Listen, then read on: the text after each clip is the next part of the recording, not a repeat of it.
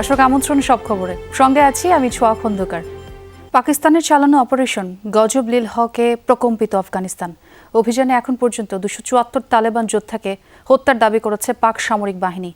আফগানিস্তানের বিরুদ্ধে যুদ্ধ ঘোষণার পর বিমান হামলা জোরদার করে ইসলামাবাদ, যাতে ধ্বংস হয়েছে 70টির বেশি তালেবান কমান্ড পোস্ট।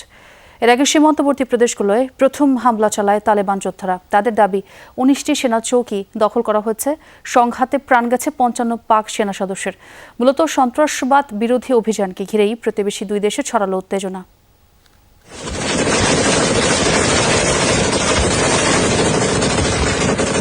স্থানীয় সময় রাত 8টা। তালেবান যোদ্ধাদের অতর্কিত হামলায় প্রকম্পিত পাকিস্তান সীমান্তবর্তী এলাকা। চলে পাল্টাপাল্টি গুলিবর্ষণ, ছোড়া হয় কামানের গোলাও। রীতিমতো যুদ্ধ ডুরান্ট লাইন সংলগ্ন প্রদেশগুলোয়। আফগান সীমান্তে চালানো সাম্প্রতিক হামলার জবাবে বৃহস্পতিবার রাতে পাকিস্তানের বিরুদ্ধে অভিযান শুরু করে তালেবান। খোস্ত, পাকতিয়া, নুরিস্তান, কুনার সহ বেশ কয়েকটি এলাকায় মিলেছে সংঘাতের খবর। কমপক্ষে 18টি পাকিস্তানি মিলিটারি পোস্ট দখলে নেওয়ার দাবি তালেবান যোদ্ধাদের। প্রিয় দেশবাসী, নানগারহার ও পাকতিয়ায় পাকিস্তানি বাহিনীর সাম্প্রতিক বিমান হামলার জবাবে আজ রাত 8টায় আমরা আক্রমণ শুরু করেছি। আমাদের প্রার্থনায় রাখবেন। এ সময় পাকিস্তানি সামরিক বাহিনীর বেশ কিছু মিলিটারি পোস্টে অগ্নিসংযোগ করে তালেবান যোদ্ধারা। জব্দ করা হয় ভারী সামরিক সরঞ্জাম। জবাবে আফগানিস্তানের বিরুদ্ধে ঘণ্টাখানেকের মধ্যেই যুদ্ধ ঘোষণা করে পাকিস্তান। শুরু করে অপারেশন গজব লিল হক। রাজধানী কাবুল ছাড়াও কান্দাহার, নাঙ্গারহার, পাকতিয়া ও পাকতিকা প্রদেশে একযোগে চালানো হয় বিমান অভিযান। সীমান্তেও চলে ব্যাপক সংঘর্ষ। ধ্বংসের দাবি করা হয় বহু তালেবান আউটপোস্ট, অস্ত্রাগার ও 2টি brigade headquarter. Pakistan will not tolerate the Afghan soil. Afghan ভূখণ্ড ব্যবহার করে পাকিস্তানের বিরুদ্ধে সন্ত্রাসবাদ সহ্য করা হবে না। উপযুক্ত জবাব দেয়া হবে। পাকিস্তানের সশস্ত্র বাহিনী কাবুল, কান্দাহার, পাকতিয়ায় খুবই সফল হামলা চালিয়েছে। তালেবানের গুরুত্বপূর্ণ সামরিক স্থাপনা ধ্বংস করা হয়েছে। নিষিদ্ধ ঘোষিত তেহরিকে তালেবান বা টিটিপি ও ভারত সমর্থিত বিভিন্ন প্রক্সি বাহিনীকে সমর্থন দেওয়ার অভিযোগে দীর্ঘদিন ধরেই পাকিস্তান আফগানিস্তানের মধ্যে সাপে নেউলে সম্পর্ক। অনিক রহমান, যমুনা নিউজ। পাকিস্তানের সাথে আলোচনার মাধ্যমে শান্তিপূর্ণ সমাধানে আসতে চায় আফগানিস্তান। বিবৃতিতে এই কথা জানান তালেবান মুখপাত্র জবিউল্লাহ মুজাহিদ। এর আগেও বলা হয়েছে, আলোচনার মাধ্যমে একটি শান্তিপূর্ণ সমাধান খুঁজছে আফগানিস্তান। বহুবার এ নিয়ে আমরা পাকিস্তানের সাথে কথা বলেছি, একসঙ্গে বসেছি এবং সম্ভাব্য সমাধান নিয়ে আলোচনা করেছি। কিন্তু দুর্ভাগ্যবশত এখন পর্যন্ত শান্তিপূর্ণ পন্থায় বিষয়গুলো সমাধানে আগ্রহী হয়নি পাকিস্তান। পুলিশ হত্যাসহ অমীমাংসিত বিষয়গুলো নিয়ে তদন্ত হয়েছে, প্রয়োজনে আবারও তদন্ত হবে। ঠাকুরগাঁওয়ে এক অনুষ্ঠানে এই কথা বলেছেন এলজিআরডি মন্ত্রী মির্জা ফখরুল ইসলাম আলমগীর। এদিকে প্রধানমন্ত্রী তারেক রহমান তার ঘোষিত প্ল্যান বাস্তবায়নের কাজ শুরু করেছেন বলে জানিয়েছেন জনপ্রশাসন বিষয়ক উপদেষ্টা ইসমাইল হোসেন জবিউল্লাহ। সাপ্তাহিক ছুটির দিনে মন্ত্রী প্রতিমন্ত্রীদের অনেকেই অবস্থান করছেন নিজ নিজ এলাকায়। কেউ কেউ ঘুরে দেখেন উন্নয়ন কর্মকাণ্ড। দায়িত্ব গ্রহণের পর উন্নয়নের বার্তা দিলেন এলজিআরডি মন্ত্রী মির্জা ফখরুল ইসলাম আলমগীর। জুমার নামাজের পর ঠাকুরগাঁওয়ে একটি মাদ্রাসা ও লিল্লা বোর্ডিংয়ের বহুতল ভবনের ভিত্তিপ্রস্তর স্থাপনের মাধ্যমে শুরু হলো তার জনকল্যাণমূলক কর্মকাণ্ড। এ সময় মির্জা ফখরুল ইসলাম বলেন, পুলিশ হত্যা সহ অমীমাংসিত বিষয়ে তদন্ত হয়েছে, যদি প্রয়োজন হয় তাহলে আবার তদন্ত হবে। হোম মিনিস্টার সাহেব, স্বরাষ্ট্রমন্ত্রী যেটা বলেছেন সেটাই হবে, এবং যেহেতু তদন্ত হয়েছে দরকার যদি প্রয়োজন হয় তদন্ত হবে। এখন তো এটা মূলত তো আপনার আদালতে আছে। এদিকে দেশের নাজুক অর্থনীতি পুনরুদ্ধারে রাজস্ব আদায় ও বিনিয়োগ বাড়াতে হবে বলে মন্তব্য করেছেন অর্থমন্ত্রী আমির খসরু মাহমুদ চৌধুরী। চট্টগ্রামের পতেঙ্গায় হাসপাতালের জন্য জায়গা পরিদর্শন শেষে একথা জানান তিনি। বিএনপির নির্বাচনী প্রোগ্রামের মধ্যে কর্মসংস্থান একটা বড় প্রোগ্রাম। ইনভেস্টমেন্ট না হলে কর্মসংস্থান করতে হবে। এই জন্য আমরা জোর দিচ্ছি ইনভেস্টমেন্টে, দেশি বিদেশি ইনভেস্টমেন্ট। চাঁদপুরে সাংবাদিকদের এক প্রশ্নের জবাবে শিক্ষামন্ত্রী ডক্টর এহসানুল হক মিলন জানিয়েছেন, শিক্ষকরা শিক্ষকতার বাইরে অনুমতি ছাড়া অন্য কোনো পেশায় থাকলে তাদের বিরুদ্ধে তদন্ত সাপেক্ষে ব্যবস্থা নেওয়া হবে। শিক্ষকতার বাইরে অন্য পেশা, এটা তো পারমিশন নিতে হয়। এটা সরকারি নিয়ম যে পারমিশন না নিলে এদের ভিতরে ইনভেস্টিগেশন হবে। বরিশাল সার্কিট হাউজে সড়ক দুর্ঘটনায় ক্ষতিগ্রস্তের মাঝে বিআরটি-এর চেক বিতরণ শেষে তথ্যমন্ত্রী জহিরুদ্দিন স্বপন জানান, জবাবদিহিতার পরিধি নির্ধারণ করে গণমাধ্যমের সর্বোচ্চ স্বাধীনতাকে নিশ্চিত করা হবে। সাংবাদিকদের সঙ্গে বা সংশ্লিষ্ট সকল অংশীদারদের মতামতের ভিত্তিতেই আমরা একটা জবাবদিহিতার পরিধি প্রথমে নির্ধারণ করব, তারপর সেই পরিধির সীমানার মধ্যে আমরা সর্বোচ্চ স্বাধীনতাকে নিশ্চিত করব। সকালে সুনামগঞ্জের হাওরে বিভিন্ন ফসল রক্ষা বাঁধ এবং কাজের অগ্রগতি পরিদর্শনকালে পানি সম্পদ মন্ত্রী শহীদুদ্দিন চৌধুরী আনি বলেন, বিগত আমলে হাওর রক্ষায় দুর্নীতি ছড়িয়ে পড়েছিল। ভবিষ্যতে যেন আর এমন না হয় সেজন্য জিরো টলারেন্স নীতি গ্রহণ করবে সরকার। সবাই মিলে সজাগ এবং সতর্ক থাকলে আমার বিশ্বাস আমাদের এই মহতী উদ্যোগকেও দুর্নীতির কারণে থেমে পড়বে না এবং দুর্নীতির কারণে আমাদের যেন বদনাম না হয় সেদিকে আমরা সবচেয়ে বেশি সজাগ। রাজশাহীতে সরকারি জমি দখল করে অবৈধভাবে বহুতল ভবন গড়ে তোলার অপরাধে সাবেক বিভাগীয় কমিশনার হিলাল উদ্দিন এবং জড়িত অন্যান্য আমলাদের বিরুদ্ধে তদন্ত করে ব্যবস্থা নেওয়ার কথা জানিয়েছেন ভূমিমন্ত্রী মিজানুর রহমান মিনু। দেশকে স্বাধীনতা সার্বভৌমত্ব রক্ষা করার দায়িত্ব আমাদের সবাই, আর প্রশাসন এক একটা উইং এক একটা মন্ত্রণালয়ের আওতায় চলে। এদিকে লক্ষ্মীপুর সার্কিট হাউজে সাংবাদিকদের সাথে আলাপকালে প্রধানমন্ত্রীর জনপ্রশাসন বিষয়ক উপদেষ্টা মোহাম্মদ ইসমাইল জবিউল্লাহ জানান, প্রধানমন্ত্রী তারেক রহমান তার প্ল্যান বাস্তবায়নের কাজ শুরু করেছেন। একটি দক্ষ মেধাভিত্তিক প্রশাসন গঠনের মাধ্যমে বৈষম্যহীন ও দুর্নীতিমুক্ত দেশ গড়ার প্রত্যয় ব্যক্ত করেন তিনি। আমাদের নেতা জনাব তারেক রহমানের যে ডিক্লার্ড পলিসি সেটা হচ্ছে মেরিটোক্রেসির বাংলাদেশ। আমাদের একটা দক্ষ, একটা নিরপেক্ষ, মেধাভিত্তিক প্রশাসন আমরা বাংলাদেশের জনগণকে উপহার দেব। মাদারীপুরে দলীয় অনুষ্ঠান শেষে শ্রম, প্রবাসী কল্যাণ ও বৈদেশিক কর্মসংস্থান প্রতিমন্ত্রী নুরুল হক নূর বলেন, গণঅভ্যুত্থান পরবর্তী রাজনীতিতে মানুষ পরিবর্তন চায়। যারা নেতৃত্ব দিবে তারা আগের মতো মানুষের উপরে চাপিয়ে দিবে, মানুষের উপরে খবরদারি করবে। মানুষ এই রাজনীতি চায় না। সাইফ আহমেদ, যমুনা নিউজ।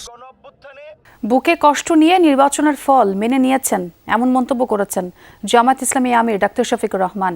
শুক্রবার সন্ধ্যায় সিলেটে জামায়াতের ইফতার মাহফিলে প্রধান অতিথির বক্তব্যে তিনি এই মন্তব্য করেন। বলেন, জামায়াত অনুগত বিরোধী দল হবে না, ভালো কাজের প্রশংসা এবং অন্যায়ের প্রতিবাদ করবে জামায়াত।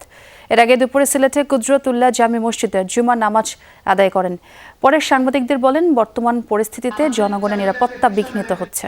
সরকারি দলের মন্ত্রীদের কিছু কথা সমাজকে অস্থির করে তুলেছে এবং অপরাধকে উস্কে দিচ্ছে। আগামীর বাংলাদেশ করতে হলে পক্ষ বিপক্ষ এবং নিরপেক্ষ সবাইকে একসাথে মিলেমিশে দেশের জন্য কাজ করতে হবে।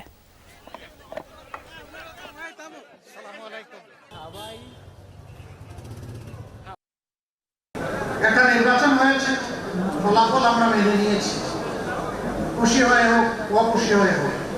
আমরা ওই কালচারে যেতে চাইনি যে আমরা এই ফলাফল মানি না, কারচুপি হয়েছে, এই ফলাফল বাতিল করতে হবে না, আমরাই দাবি তুলিনি। আমরা বলেছি কষ্ট আছে বুকে, কিন্তু মেনে নিলাম। আমরা গঠনমূলক বিরোধী দল হিসেবে দায়িত্ব পালন করতে চাই, কিন্তু আমরা অনুগত বিরোধী দল হব না। ধর্ষণের পর কিশোরীকে বাবার কাছ থেকে তুলে নিয়ে হত্যায় অভিযুক্ত 9 আসামির মধ্যে 7 জনকে গ্রেফতার করেছে পুলিশ। শুক্রবার রাতে মূল অভিযুক্ত বখাটে নূর মোহাম্মদ নুরা সহ 2 জনকে গ্রেফতার করা হয়েছে। এছাড়া গ্রেফতার আরও 5 আসামিকে কারাগারে পাঠিয়েছেন নরসিংদীর একটি আদালত। রিমান্ড শুনানির দিন ধার্য করা হয়েছে 1 মার্চ।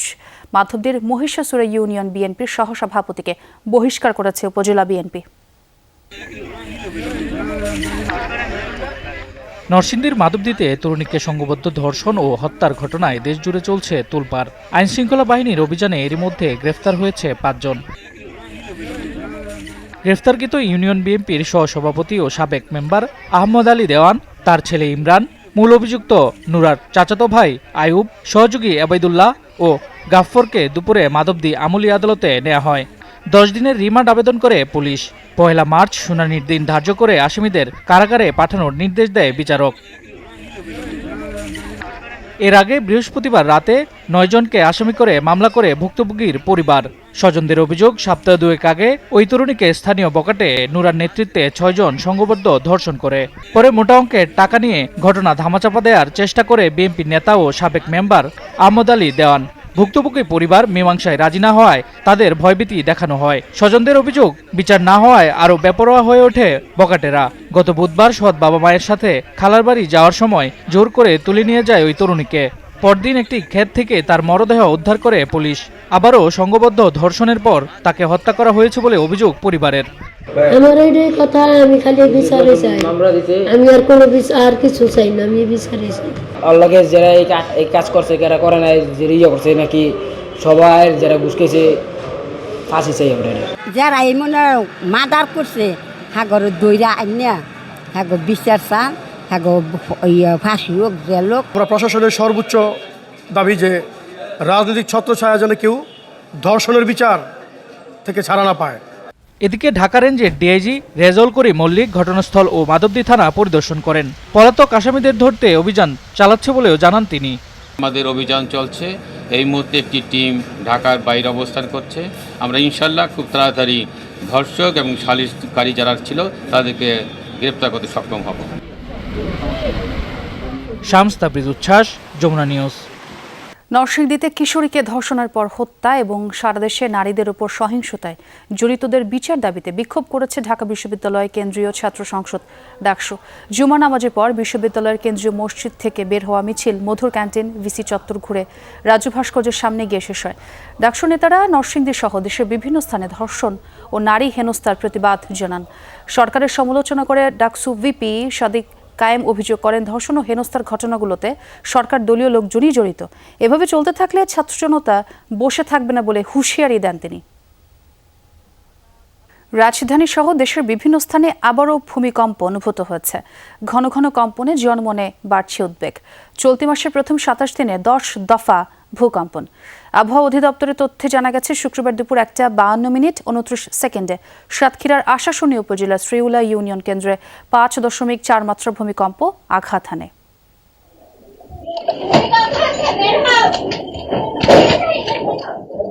কয়েকদিন পরপর ভূমিকম্পে কেঁপে উঠছে গোটা দেশ।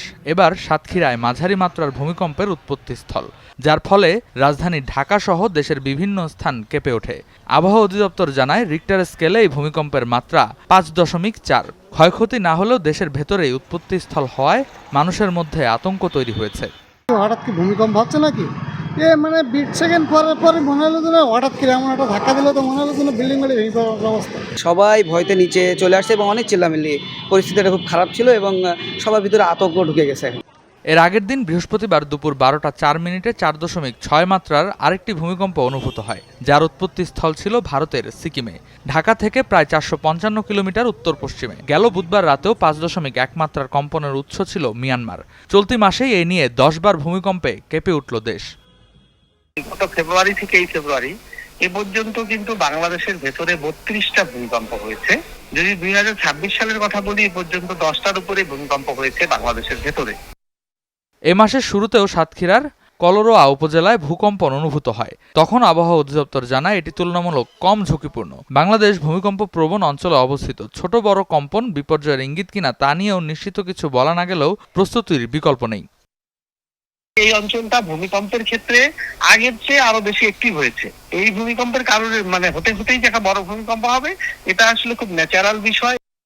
বিশেষজ্ঞরা বলছেন, আতঙ্ক নয়, প্রয়োজন সচেতনতা। ভবন নির্মাণে বিধিমালা এবং ব্যক্তিগত নিরাপত্তা প্রস্তুতি জোরদার করেই দুর্যোগ মোকাবেলা করতে হবে। রেদওয়ান আহমেদ, যমুনা নিউজ, ঢাকা। দর্শক, সৌদি আরব সফর শেষে রাতে দেশে ফিরেছেন পররাষ্ট্রমন্ত্রী ডক্টর খলিলুর রহমান। সফর প্রসঙ্গে এই মুহূর্তে তিনি কথা বলছেন, আমরা শুনবো তার বক্তব্য। প্রধানমন্ত্রীর পররাষ্ট্র উপদেষ্টা হিসাবে এটা আমাদের প্রথম বৈদেশিক সফর এবং এই সরকারেরও এটা প্রথম বৈদেশিক সফর। এই সফরে আমরা ওআইসির একটা বিশেষ এক্সিকিউটিভ কমিটি মিটিংয়ে অংশগ্রহণ করেছি, যার প্রধান উপযোগ্য বিষয় ছিল সম্প্রতি ইসরায়েল প্যালেস্টিনিয়ান ভূমি দখলের নতুন পায়তারা করেছে, নতুন আইন প্রণয়ন করেছে অবৈধভাবে, এবং সেই বিষয়ে আমাদের জোরালো প্রতিবাদ এবং কার্যকর ব্যবস্থা গ্রহণ, এই দুটো বিষয়ের উপরে আমরা বিস্তারিত আলোচনা করেছি। এছাড়াও এই সফরের সময় আমি এবং জনাব হুমায়ুন কবির বেশ কয়েকটি গুরুত্বপূর্ণ দেশের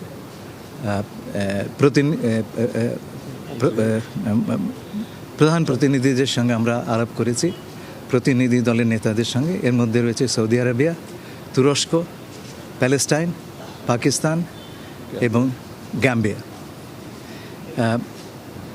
তারা সকলেই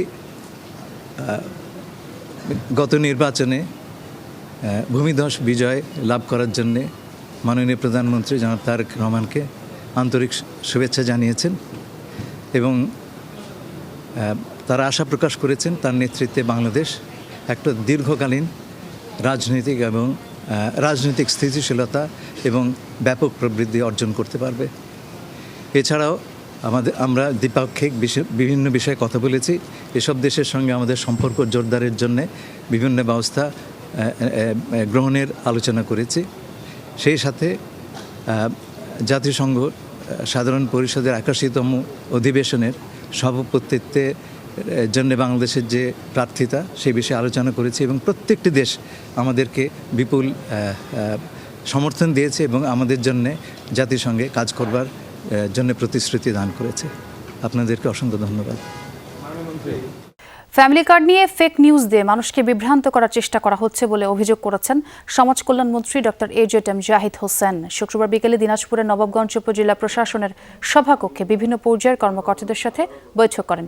বলেন, আগামী 10 মার্চ প্রধানমন্ত্রী এই ফ্যামিলি কার্ডের উদ্বোধন করবেন। সেটা যেন সঠিকভাবে করা যায় সেই লক্ষ্যে কাজ করার জন্য কর্মকর্তাদের সাথে আলোচনা হয়েছে। বর্তমান সরকার ও প্রশাসন কোনো ধরনের দুর্নীতিকে প্রশ্রয় দেবে না বলে জানান তিনি। ব্রাহ্মণবাড়িয়ার বাঞ্ছারামপুরে সড়ক দুর্ঘটনায় পুলিশের 8 সদস্য আহত হয়েছেন। স্থানীয় সংসদ সদস্য এবং অর্থ ও পরিকল্পনা প্রতিমন্ত্রী জোনায়েদ সাকিকে গার্ড অফ অনার দিতে যাওয়ার পথে এই দুর্ঘটনা হয়। শুক্রবার উপজেলার ভেলানগর এলাকায় পৌঁছালে নিয়ন্ত্রণ হারিয়ে সড়কের পাশে খাদে পড়ে যায় পুলিশের গাড়িটি। এতে আহত হন গাড়িতে থাকা পুলিশ সদস্যরা। পরে তাদের উদ্ধার করে উপজেলা স্বাস্থ্য কমপ্লেক্সে নেওয়া হয়। এর মধ্যে অবস্থা গুরুতর হওয়ায় 2 জনকে ঢাকায় কেন্দ্রীয় পুলিশ হাসপাতালে পাঠানো হয়েছে। উপজেলা স্বাস্থ্য কমপ্লেক্সে চিকিৎসাধীন পুলিশ সদস্যদের দেখতে গিয়ে তাদের সুচিকিৎসা নিশ্চিতের নির্দেশ দেন অর্থ ও পরিকল্পনা প্রতিমন্ত্রী জোনায়েদ সাকি। খুলনার দিঘলিয়া উপজেলার সেনহাটি ইউনিয়ন যুবদলের সিনিয়র আহ্বায়ক খান মুরাদকে ছুরিকাঘাতে হত্যার অভিযোগ উঠেছে। শুক্রবার বিকেলে উপজেলার সেনহাটি বক্সিবাড়ি কবরস্থানের সামনে তাকে ছুরিকাঘাত করে দুর্বৃত্তরা। স্বজনরা জানান, গত 18 ফেব্রুয়ারি দুপুরে উপজেলা মোড়ে তুচ্ছ ঘটনায় থানা ছাত্রদলের সিনিয়র যুগ্ম আহ্বায়ক সাজ্জাদ ও সেনহাটি ইউনিয়ন ছাত্রদলের সাধারণ সম্পাদক আলামিনের সাথে মুরাদের বাগবিতণ্ডা হয়। এরই জেরে মুরাদের পথরোধ করে সাজ্জাদ ও আলামিন সহ 10 থেকে 15 জন তার উপর হামলা চালায়। আত্মরক্ষায় একটি দোকানে আশ্রয় নেয় সে। হামলাকারীরা দোকানের তালা ভেঙে তাকে ছুরিকাঘাত করে হাঁটুর নিচের রগ কেটে দেয়। ঘটনাস্থলেই মৃত্যু হয় তার। মরদেহ উদ্ধার করে ময়নাতদন্তের জন্য খুলনা মেডিকেলের মর্গে পাঠায় পুলিশ। আধিপত্য বিস্তার নিয়ে দ্বন্দ্বের জেরে হত্যা করা হয়েছে বলে ধারণা পুলিশের। মার্কিন হামলার শঙ্কায় নাগরিকদের যত দ্রুত সম্ভব ইরান ত্যাগের পরামর্শ দিয়েছে যুক্তরাজ্য, কানাডা সহ বেশ কিছু দেশ। এর মধ্যে তেহরানের দূতাবাস থেকে কর্মী প্রত্যাহার করেছে যুক্তরাজ্য। সতর্কতামূলক এই পদক্ষেপ নেওয়া হয়েছে বলে জানিয়েছে দেশটির পররাষ্ট্র দপ্তর। এছাড়া চীন ও ভারত সহ আরও বেশ কয়েকটি দেশ সম্ভাব্য সংঘাতের আশঙ্কায় নাগরিকদের যত দ্রুত সম্ভব ইরান ত্যাগের পরামর্শ দিয়েছে। এদিকে তেল আবিবে যুক্তরাষ্ট্রের দূতাবাস কিছু কর্মী ও তাদের পরিবারের সদস্যদের ইসরায়েল ছাড়ার অনুমতি দিয়েছে, তবে এখনই আতঙ্কিত না হওয়ার আহ্বানও জানানো হয়। এর আগে ইরানের যুদ্ধ এড়াতে শেষ প্রচেষ্টা হিসেবে ওয়াশিংটন ও তেহরানের মধ্যে সুইজারল্যান্ডের জেনেভায় বৈঠক অনুষ্ঠিত হয়। ঝিনাইদহের শিশু তাবাসসুম খাতুন হত্যাকাণ্ডের ঘটনায় আটক তাহের স্বীকারোক্তিমূলক জবানবন্দি দিয়েছে। শুক্রবার সংবাদ সম্মেলনে এই তথ্য জানায় পুলিশ। হত্যার ঘটনায় বিভিন্ন আলামত উদ্ধার করা হয়েছে। বৃহস্পতিবার সকালে কালীগঞ্জ উপজেলার বাদুরগাছা গ্রামের একটি স্কুলের পেছন থেকে তাবাসসুমের বস্তাবন্দি মরদেহ উদ্ধার করা হয়। পরে অভিযান চালিয়ে কুষ্টিয়া জেলা থেকে ঘাতক তাহেরকে আটক করে পুলিশ। জিজ্ঞাসাবাদে সে হত্যায় জড়িত থাকার কথা স্বীকার করেছে। হত্যার ঘটনাস্থল ও আশপাশ থেকে শিশুটির স্যান্ডেল, হত্যায় ব্যবহৃত বিভিন্ন আলামত উদ্ধার করা হয়। পবিত্র রমজান উপলক্ষে ঢাকা কলেজ HUC 96 ব্যাচের অ্যালামনাই অ্যাসোসিয়েশনের উদ্যোগে ইফতার ও মিলন মেলা অনুষ্ঠিত হয়েছে। রাজধানীর একটি অভিজাত হোটেলে আয়োজিত অনুষ্ঠানে সাবেক ও বর্তমান শিক্ষার্থীরা অংশ নেন। রাজধানীর স্টুডিও 23-তে আয়োজিত অনুষ্ঠানে অংশ নেন দেশের বিভিন্ন প্রান্ত থেকে 96 ব্যাচের সদস্যরা। অ্যাসোসিয়েশনের সভাপতি কামাল হোসেন তালুকদার জীবনের সভাপতিত্বে অনুষ্ঠানের প্রধান অতিথি ছিলেন ঢাকা কলেজের সাবেক ভিপি মীর নেওয়াজ আলী। শুরুতে দেশ ও জাতির কল্যাণ কামনায় বিশেষ মোনাজাত করা হয়। অংশগ্রহণকারীরা জানান, এই আয়োজন শুধু স্মৃতিচারণ নয়, বরং পারস্পরিক বন্ধন আরও সুদৃঢ় করার একটি মাধ্যম। রমজান উপলক্ষে কলাবাগান থানার 16 নম্বর ওয়ার্ড বিএনপি পরিবারের পক্ষ থেকে ইফতার সামগ্রী বিতরণ করা হয়েছে। শুক্রবার বিকেলে রাজধানী গ্রিন রোড এলাকায় 2 শতাধিক অসহায় ও দুস্থ মানুষের হাতে ইফতার তুলে দেন দলটির স্থানীয় ও কেন্দ্রীয় নেতারা। এ সময় নেতারা বলেন, দলে ভারপ্রাপ্ত চেয়ারম্যান তারেক রহমানের নির্দেশে সাধারণ মানুষের পাশে দাঁড়িয়েছে বিএনপি। ইফতার বিতরণ কর্মসূচিতে উপস্থিত ছিলেন যুবদল কেন্দ্রীয় নির্বাহী কমিটির সাবেক সহ শ্রম বিষয়ক সম্পাদক মইনুল ইসলাম হিটু এবং ঢাকা মহানগর দক্ষিণ যুবদলের সাবেক যুগ্ম আহ্বায়ক জাকির আহমেদ বাবু। এ সময় গোলাম মঈনুদ্দিন জনি, ফজলে রাব্বি ও তানভীর সহ স্থানীয় পর্যায়ে বিভিন্ন অঙ্গ সংগঠনের নেতাকর্মীরা উপস্থিত থেকে ইফতার বিতরণে অংশ নেন। দর্শক, এই ছিল সব খবরের আজকের আয়োজনে। এতক্ষণ যারা সঙ্গে ছিলেন সবাইকে ধন্যবাদ।